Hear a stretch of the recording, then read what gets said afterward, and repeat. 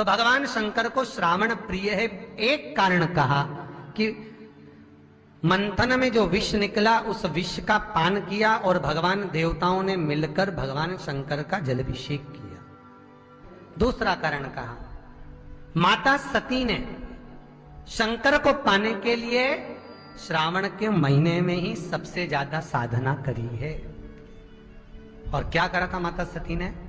एक बालू का, मिट्टी का शिवलिंग बनाती थी, प्रतिदिन शिवलिंग का निर्माण करती थी और शिवलिंग का निर्माण कर कर उसकी पूजन कर कर, अर्चना कर कर उसका विसर्जन करती थी सती माता। और माता सती का नियम था भगवान शंकर को पाने के लिए शिवलिंग का तो हमारे यहाँ शिव महापुराण में लिखा है, नमः शिवाय, ओम नमः शिवाय, ओम नमः शिवाय, नमः शिवाय। पार्थिव शिवलिंग का जब भी निर्माण करें, किसी थाली में या पात्र में, जिसमें भी आप निर्माण कर रहे हैं, उस पार्थिव शिवलिंग को बनाने से पहले उसके अंदर, पात्र के अंदर एक बेलपत्र रखे। बेलपत्र क्या, आपको कथा में कल कहा था, बेलपत्र का वृक्ष माता पार्वती के नयन अश्रु से प्रकट हुआ है और रुद्राक्ष का वृक्ष शंकर भगवान के नयन अश्रु से प्रकट हुआ है।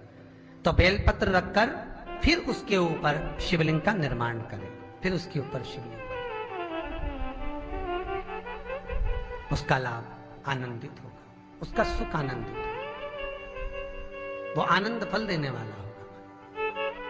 कई लोग सीधे थाली में शिवलिंग बना देते हैं। माता पार्वती के हस्त कमल पर शिवलिंग का निर्माण है महाराज, हस्त कमल सुख देने के लिए। तो भगवान शंकर के शिवलिंग का निर्माण करें। माता सती ने भी किया। यही श्रावण के महीने में माता सती शंकर भगवान के शिवलिंग का निर्माण करती है, पूजन करती है, अर्चना करती है। फिर शाम के समय उस शिवलिंग को मस्तक पर स्पर्श कर कर जलाशय में, कुंड में, जल में, बावड़ी में, कुएं में, तालाब में उसका विसर्जन करती है मां। दूसरा कारण कहा, सती शंकर को इसी श्रावण में रिझाई थी, इसलिए शंकर को श्रावण अति प्रिय है। कि पहले आती है नवमी, फिर आवेगी एकादशी, देवसोनी। तो भंडारिया नवमी का मतलब क्या होता है? भंडारिया नवमी का स्मरण क्या होता है? अभी आपको कहा था 9 जगह पर बेलपत्र चढ़ती है।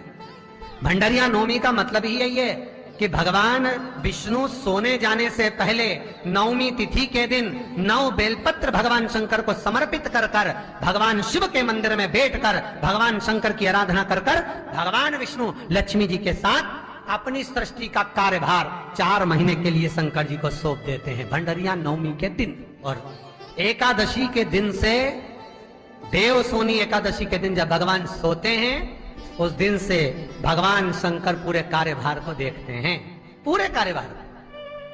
जब कार्यभार सौंपा गया, भगवान शंकर सृष्टि का संचालन करने लगे, तब ब्रह्मा और विष्णु ने आकर शंकर जी की आराधना यही श्रावण के महीने में करी थी कि आपने पूरा कार्य अच्छे से संभाला, इसलिए शंकर को श्रावण अति प्रिय है।